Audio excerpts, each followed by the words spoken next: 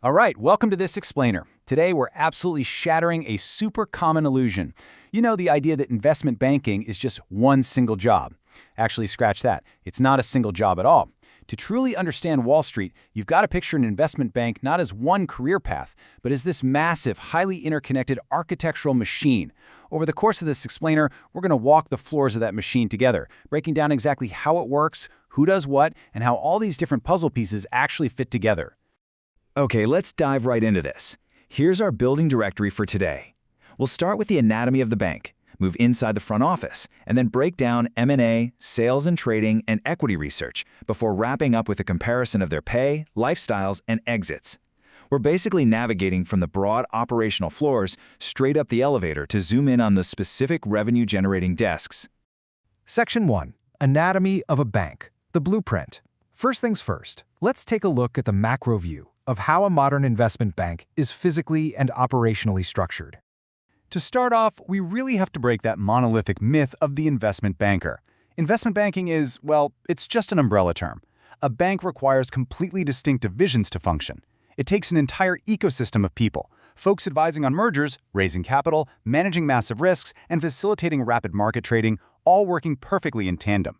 And this brilliantly illustrates the three foundational pillars of the bank: the back, middle, and front offices.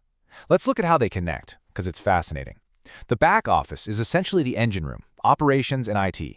They're working 40 to 60 hours a week with almost zero client contact, just making sure every single transaction settles perfectly. They're the unsung heroes, really.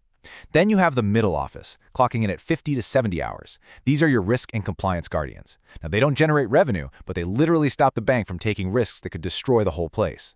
Finally, supported by those two pillars, you have the front office, the high-contact revenue-generating deal-makers. Remove any one of these three offices and the whole machine just grinds to a halt. Section 2. Inside the front office, the revenue floors. Okay, now we're taking the elevator all the way up to those high-pressure, revenue-generating floors to see things at the micro level. Within this front office ecosystem, you'll find several product and coverage groups, but we're going to zero in on the three most distinct career paths out there: mergers and acquisitions, sales and trading, and equity research. Before we break them down individually, there's this classic saying on Wall Street: investment banking is about deals, sales and trading is about markets. Keep that fundamental divide in the back of your mind as we look a bit closer. Section 3. M&A, the deal makers. Let's step into this world, which is widely considered the most prestigious and highly recognized division in the entire banking industry. To really understand these roles, I want you to think in terms of time horizons. M&A operates on a long-term, project-based timeline. An M&A banker basically lives in the future tense, right? They're shepherding a single company through a massive, highly confidential transaction that can take many months or literally years to finally complete. Let's walk through how this builds out across the life cycle of a deal. First up, you have the pitch phase. This takes weeks just to create proposal materials and initial valuations. Then comes execution, which means months of building detailed discounted cash flow, or DCF, models and giant confidential pitch books. Then, alongside lawyers and accountants, you spend months in due diligence, verifying every single tiny detail. Finally, after all that work, you reach closing and contract negotiation. It is a massive, massive project with a clear beginning, middle, and end. But hey, let's ground that prestigious title in some gritty reality. 80 to 100. That is the staggering number of hours an M&A analyst is expected to work per week during a live deal. Just imagine sacrificing almost every night and weekend just to perfect a financial model to a partner's exact standards. No joke, it's intense. Section 4. S&T, the market makers. Now, let's walk across the floor to a completely different environment: sales and trading. The pace, the culture, the focus, everything here changes completely.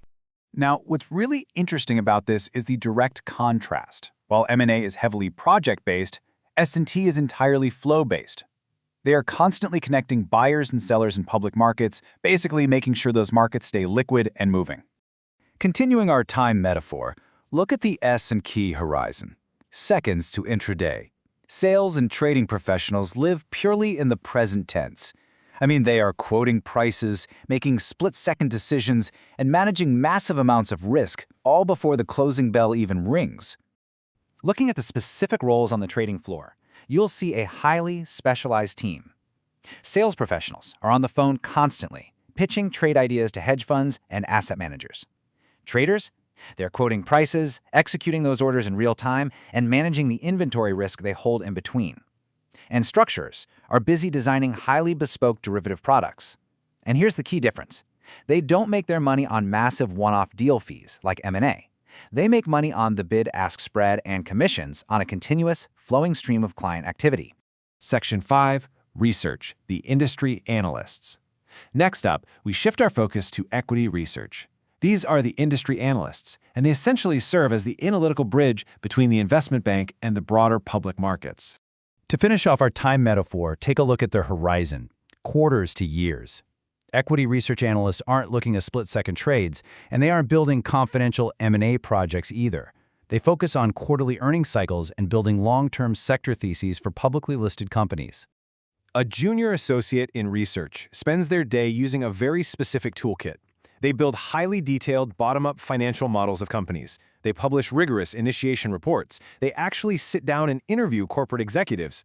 Ultimately, they use all of this data to issue public buy, hold, or sell recommendations. Their real value to the bank? It absolutely relies on their deep industry relationships and how accurate their public market calls turn out to be. Section 6, Pay, Lifestyle, and Exits. All right, we've seen the blueprint and the distinct roles. Let's bring the whole shebang together by comparing the tangible realities, the pay, the lifestyle, and the long-term career trajectories of these three paths. So the crucial point here is how compensation scales differently depending on where exactly you sit. M&A generally pays top-of-the-range base salaries at the junior level, which, makes sense given those grueling 80 to 100-hour work weeks we talked about. S&T, working market hours of roughly 50 to 60 a week, offers a slightly different curve. At senior levels, S&T offers massive bonuses, linked directly to a trader's profit and loss, or P&L. So it's a higher individual ceiling for sure, but it comes with much higher risk. Equity research? They have the lowest starting salary of the three, with a slower but ultimately very rewarding trajectory for analysts whose calls actually move the markets. Finally, let's look at the exit opportunities. Where do these careers actually lead? Because of the intensive deal execution and modeling skills, M&A provides the broadest possible toolkit, leading directly into highly coveted private equity and corporate development roles. S&T and research, however, offer much more specialized paths. If you exit those groups, you're generally moving into the liquid markets, heading to hedge funds, proprietary trading, or buy-side asset management. So, we've totally shattered the illusion of a single Wall Street job and explored the architectural machine from the back office processing all the way to the front office deal-making. I want to leave you with this final, crucial thought. When you look at the gritty realities of the Wall Street machine, which time horizon actually matches your personality and your ambition? Are you built for the months-long mega deal, the absolute adrenaline of the split-second market trade, or the deep dive of a years-long industry thesis? The choice and the path is entirely yours.